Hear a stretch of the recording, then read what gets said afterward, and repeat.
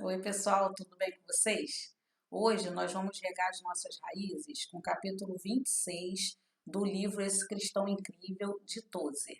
Esse capítulo tem por título Resistindo ao Inimigo. Eu sou Lucimere, membro da Primeira Igreja Batista em Araruama. Eu gostaria muito mesmo da gente conversar sobre esse capítulo, porque nesses dias, essa semana, a Rede Bandeirante está apresentando uma série falando sobre o diabo. Eu não vi, eu só vi o primeiro capítulo, segunda-feira, hoje é quinta, eu vi segunda-feira o primeiro capítulo dessa série, e pelo que eu entendi no primeiro capítulo, é que a intenção dessa série é dizer que o diabo não existe, dizer que o diabo ele é é um fruto da imaginação, de uma religião, de um grupo de pessoas, de uma tradição, e eu achei isso muito ruim, porque nós sabemos, nós cristãos, temos a plena consciência de que o diabo existe. E quando a gente pensa em relação à teologia, né, que fala do mal, do diabo, a gente aprende que quando a gente não acredita nele, aí é que ele pode fazer coisas muito ruins na vida da gente. Então, a intenção do mundo realmente é fazer com que a gente não acredite que o diabo existe, porque o mundo jaz no maligno e a intenção do diabo é que ele possa ter ferramentas para nos enganar. Então, quando a gente pensa que uma rede de televisão faz uma série para, eu creio piamente, que é para, entre aspas, provar, porque claro que não vai provar nunca, né? Mas provar que o diabo não existe, que ele é só fruto da nossa imaginação. Então, ao estudarmos esse capítulo, Resistindo ao Inimigo, nós vamos ver que a influência diabólica é muito grande, sempre foi, sempre será muito grande a influência diabólica sobre a cultura, sobre a vida das pessoas e até mesmo nós, que temos o Cristo como nosso Salvador, temos que vigiar. E já inicio aqui o capítulo justamente lendo em 1 Pedro 5,8, que diz assim: Sejam sóbrios e vigiem. O diabo, o inimigo de vocês, anda ao redor como um leão, rugindo e procurando a quem possa devorar. Então, não podemos de forma nenhuma acharmos que o diabo não existe e darmos ouvidos a esse tipo de ensino. O diabo existe, ele é mau, ele é perverso, ele é uma entidade que procura nos destruir. Aqui está falando, Pedro fala aqui, ó, procurando a quem possa devorar. Ele está pronto para nos destruir, se Deus permitisse isso. Então é importante a gente entender que ele existe e que ele é um péssimo influenciador. E todos ele inicia. Algum dia a igreja poderá afrouxar sua vigilância, mandar descer os muros e as suas sentinelas, e viver em segurança e paz. Ainda não, porém, ainda não. Tudo que é bom no mundo serve de alvo para tudo que é mal, e só consegue manter-se vivo pela constante vigilância e providencial proteção do Deus Todo-Poderoso. Então, Tozer ele fala que nós não podemos afrouxar a nossa vigilância, porque tudo que é bom é alvo do que é mal, e o que é bom só vai conseguir se manter vivo sob a proteção de Deus.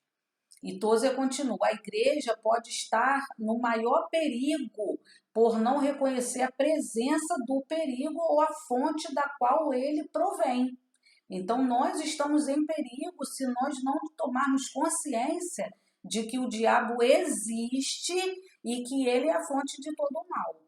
Durante mais de 1900 anos, a igreja de Laodiceia tem se constituído uma séria advertência a toda a igreja de Cristo, a que sejam mais vigilantes quando não há inimigo algum à vista, e a permanecer pobre em espírito quando a riqueza terrena aumenta. Então, são duas questões que ele coloca aqui.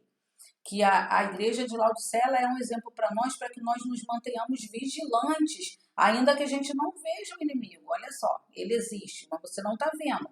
mas isso não quer dizer que ele não exista. E quando também nós nos sentimos soberbos, como foi o caso do diabo, que perdeu, né, o seu espaço no céu porque ele se manteve soberbo. A Bíblia diz que ele se sentiu tão precioso que ele achou que ele poderia ser igual ou maior que Deus. E nós vemos em Apocalipse 3, 14 e 17 esse texto. Ao anjo da igreja em Laodiceia escreva: estas são as palavras do Amém, a testemunha fiel e verdadeira, o soberano da criação de Deus. Conheço as suas obras e sei que você não é frio nem quente. Melhor seria que você fosse frio ou quente. Assim, porque você é morno, nem frio nem quente, estou a ponto de vomitá-lo da minha boca. Você diz: estou rico, adquiri riquezas e não preciso de nada. Não reconhece, porém, que é miserável, digno de compaixão, pobre, cego e que está nu. Então, a gente precisa realmente aprender com a igreja, com esse texto, né, que fala sobre a igreja de Laodiceia, que nós não podemos nos assoberbecer, estarmos soberbos, né, diante daquilo que a gente acha que é ou tem, e principalmente sobre a influência do diabo. O homem mais sadio tem em si bactéria letal suficiente para matá-lo dentro de 24 horas, exceto por uma coisa: a admirável capacidade do organismo humano para resistir ao ataque bacteriano. Todo corpo mortal tem de combater dia e noite seus inimigos internos. No momento em que se renda, suas horas estão contadas literalmente, ou luta ou morre. A razão disso é que na raça humana habita num mundo decaído e que de muitas maneiras lhe é hostil. Então aqui está dizendo que o homem mais sadio, ele possui no seu corpo várias bactérias que podiam matá-lo em 24 horas. Ele só não morre porque o seu corpo luta em favor dele. E aqui está dizendo que nós habitamos num mundo decaído, um mundo hostil. E nós vemos que toda essa hostilidade, ela foi inserida no mundo pela desobediência de Adão e Eva, que deram ouvidos a quem? Ao diabo, à serpente, aquele que veio enganar, aquele que Deus tinha feito para a honra e glória do seu nome, para glorificar a si, a ele mesmo, né, a Deus. O diabo veio e enganou aquele casal, e eles então, por opção própria, porque também existe essa situação que nós temos a liberdade de dizer não para o diabo, nós temos a liberdade de querer ou não fazer a vontade do diabo, e eles fizeram a vontade de Deus, do diabo, desobedeceram a Deus, e por isso nós habitamos totalmente num mundo hostil. E Romanos 1, 24, do 26 até o 32, Romanos 1, 24, depois do 26 ao 32, diz assim: por isso Deus os entregou à impureza sexual, segundo os desejos pecaminosos dos seus corações, para a degradação dos seus corpos entre si. Por causa disso, Deus os entregou às paixões vergonhosas. Até suas mulheres trocaram suas relações sexuais naturais por outras, contrárias à natureza. Da mesma forma, os homens também abandonaram as relações naturais com as mulheres e se inflamaram de paixão uns pelos outros. Começaram a cometer atos indecentes, homens com homens, e receberam em si mesmos o castigo merecido pela sua perversão.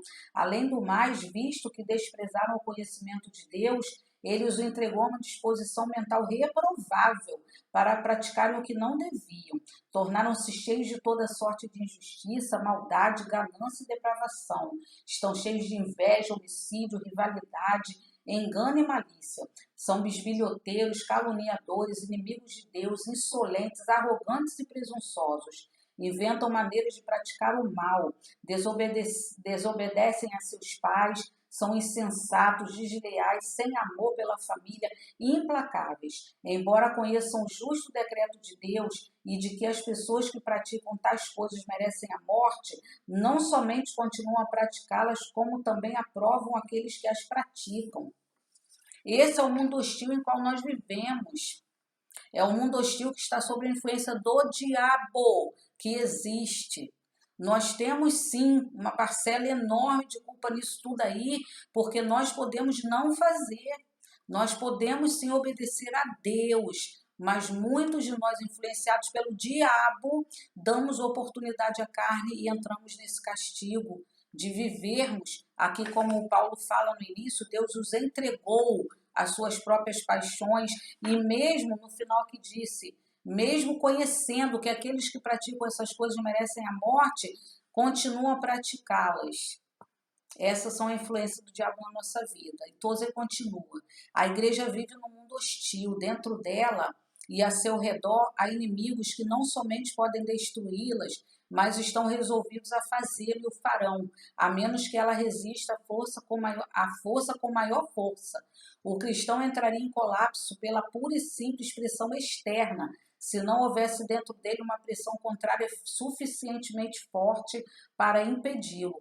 Portanto, o poder do Espírito Santo não é optativo, mas necessário. Sem ele, os filhos de Deus simplesmente não podem viver a vida do céu na terra. Então, aqui, Tozer diz que nós vivemos sim nesse mundo hostil, mas dentro de nós temos uma força que nos ajuda contra essa força contrária que poderia nos destruir, que é o Espírito Santo. E essa pessoa dentro de nós não deve ser optativa. Eu preciso do Espírito Santo para combater, para conseguir combater o mal externo. Mas Tozer é que ele diz que tem inimigo ao redor da igreja e dentro dela. Isso nos prova que o inimigo é uma prova maior que o inimigo existe, porque ele não só influencia as pessoas que estão ao nosso redor, como também muitas vezes influencia nós mesmos, como também aqueles que estão dentro da igreja, como nós. Que ele arma ciladas dentro da igreja para também nos destruir. E nós precisamos ter consciência de que ele existe, que ele tem essa força e que ele pode sim, se nós não tivermos o Espírito Santo, Deus poderoso em nosso favor, ele poderá nos destruir. Romanos 7:5 diz assim: quando nós éramos controlados pela carne, as paixões pecaminosas despertadas pela lei atuavam em nossos corpos de forma que dávamos frutos para a morte. Aí ele continua: mas agora, morrendo para aquilo que antes nos prendia, fomos libertados da lei para que sirvamos conforme o novo modo do Espírito e não segundo a velha forma da lei. Então, aqui Paulo diz que quando nós éramos controlados pela carne, a gente fazia essas coisas todas. Mas agora nós estamos controlados, nós morremos para o mundo ao reconhecermos a Jesus como Salvador, somos novas criaturas e agora nós estamos libertos da lei do pecado e porque nós estamos vivendo de modo digno do Senhor. E nós precisamos entender isso, que se nós não estivermos vivendo de modo digno do Senhor, com a ajuda dele, com a operação do Espírito Santo em nós vamos sucumbir sim ao diabo, porque ele quer nos estragar. A gente já leu isso, né? E um inimigo para o qual temos que resistir é a incredulidade. Então, se você não crê no inimigo, como é que você vai combatê-lo? E aqui em Hebreus 11:6 diz assim, ó: sem fé é impossível agradar a Deus, porque quem dele se aproxima precisa aqui que ele existe e que recompensa aqueles que o buscam. Se você não tem fé de que Deus é o Todo-Poderoso e pode ajudá-lo contra essa entidade que é o diabo, você não vai conseguir. Então você tem que lutar contra a incredulidade, que é a situação que o inimigo coloca dentro de você, porque se você não crê que ele existe, você não vai ter nenhum tipo de preocupação em resistir a ele. Mas quando você crê, você vai resistir. E sem fé é impossível agradar a Deus. Então nós precisamos combater esse inimigo também, né, que é a incredulidade.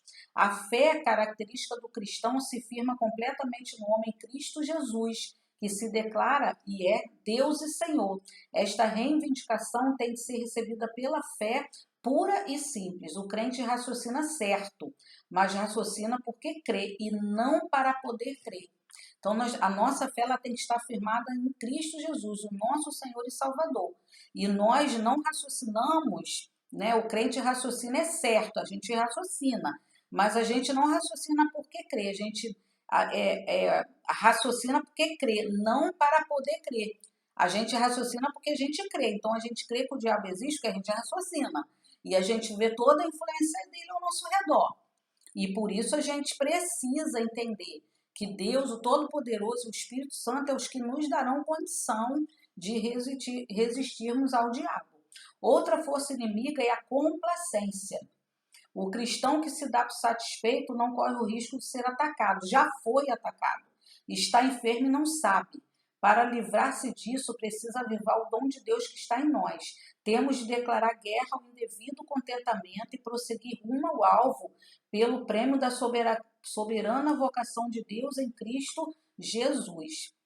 Filipenses 3, 12 a 14 diz assim: não que eu já tenha obtido tudo isso ou tenha sido aperfeiçoado, mas prossigo para alcançá-lo, pois para isso também fui alcançado por Cristo Jesus. Irmãos, não penso que eu mesmo já o tenha alcançado, mas uma coisa faço, esquecendo-me das coisas que ficaram para trás e avançando para os que estão adiante, prossigo para o alvo a fim de ganhar o prêmio do chamado celestial de Deus em Cristo Jesus.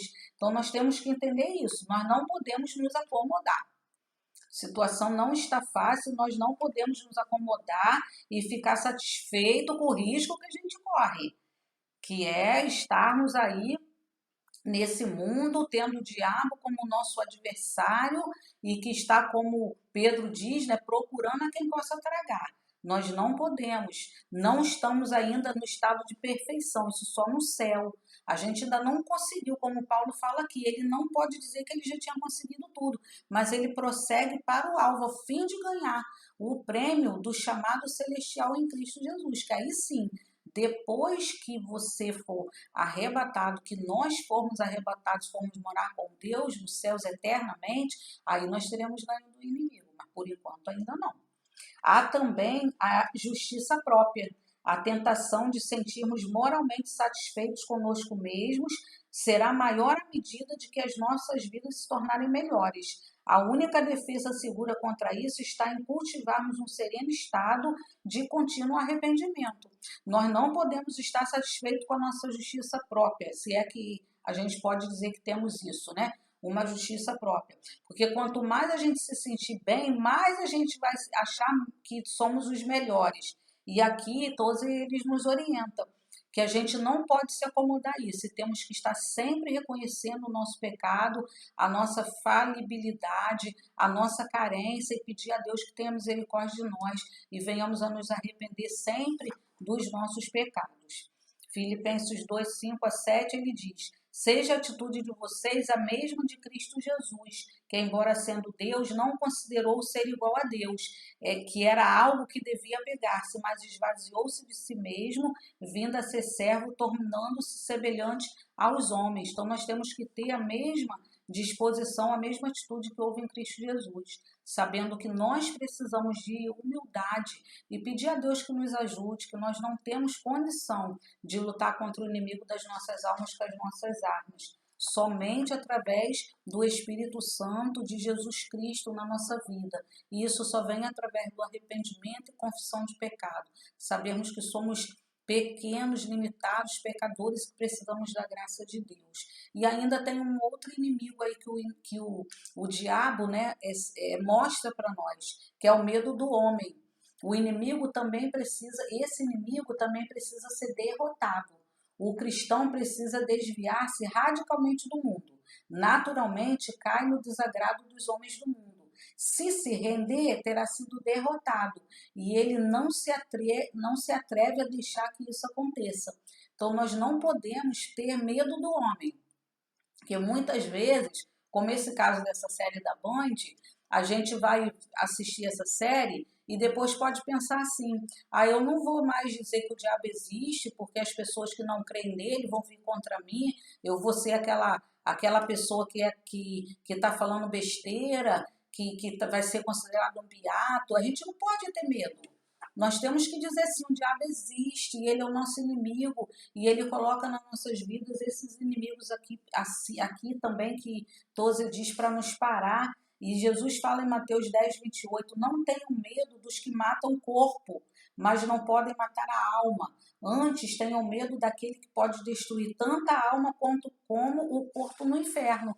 Então, a gente não tem que ter medo do homem. Se nós nos posicionarmos dizendo que a gente crê que o diabo existe, que as pessoas precisam reconhecer Jesus como Salvador e ter a ajuda do Espírito Santo e do Deus Pai Todo-Poderoso para ir contra ele, nós não podemos ter medo de que as pessoas vão interpretar ou vão vir contra nós temos que ter medo de Deus, que pode matar tanto a nossa alma quanto o nosso corpo no inferno, e não um homem que não pode fazer nada contra a nossa alma.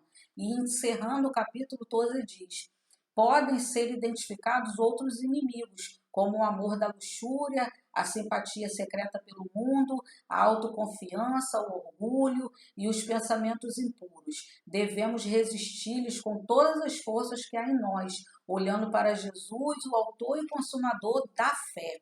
Então, a gente podemos sim identificar outros inimigos, mas não podemos deixar de pensar que todos esses inimigos, eles são fruto, eles são cria do diabo, que é o inimigo maior, que é o inimigo que realmente quer nos destruir. E nós vamos encerrar o nosso estudo desta hora orando o Salmo 91. O Salmo 91 é uma oração que nos fala que nós sim passamos por várias dificuldades, estamos aí num mundo hostil e que muita coisa ruim pode vir a acontecer, mas ele inicia dizendo que aquele que habita no esconderijo do Altíssimo e descansa à sombra do Todo-Poderoso pode dizer ao Senhor: tu és o meu refúgio e a minha fortaleza, o meu Deus em quem confio. Ainda que nós tenhamos a consciência, que eu tenho, creio que você também tem, de que o diabo existe, mas aqui nós sabemos que nós habitamos no abrigo do Altíssimo, do Todo-Poderoso, e a gente diz para o nosso Deus: tu és o nosso refúgio, a nossa fortaleza, o nosso Deus em quem nós confiamos. E nós podemos com firmeza dizer: ele o livrará do laço do caçador e do veneno mortal. Ele o cobrirá com as suas penas e sobre as suas asas você encontrará refúgio. A fidelidade dele será o seu escudo protetor contra as armadilhas do diabo, contra as flechas do diabo. Você não temerá o pavor da noite, nem a flecha que voa de dia, nem a peste que se move sorrateira nas trevas, nem a praga que devasta ao meio-dia. 1000 poderão cair ao seu lado e 10.000 à sua direita, mas nada o atingirá. Você simplesmente olhará e verá o castigo dos ímpios. Se você fizer do Altíssimo seu refúgio, nenhum mal o atingirá, desgraça alguma chegará à sua tenda, porque os seus anjos ele dará ordem a seu respeito, para que o protejam em todos os seus caminhos. Com as mãos eles o segurarão, para que você não tropece em alguma pedra. Você pisará o leão e a cobra, pisoteará o leão forte e a serpente, porque ele me ama, eu o resgatarei. Eu o protegerei, pois conhece o meu nome. Ele clamará a mim e eu lhe darei resposta na adversidade. Nós, quando temos consciência que o diabo existe, é para que nós também tenhamos a consciência que o único que pode contra ele é Deus. Não é para ficar com medo, não é para ficar com temor, não é para ficar apavorado. É para saber que ele existe, para que você possa vigiar, tendo essa certeza, e que você possa entregar a sua vida nas mãos do Senhor, e esse salmo se cumprirá na sua vida como uma bela e maravilhosa oração. E é no nome de Jesus que nós pedimos a Deus que nos ajude e nos oriente e nos capacite a cada dia mais a entender que Deus é maior, Deus é o nosso Deus, é o Todo-Poderoso, e agindo Deus, ninguém impede. Que Deus nos abençoe.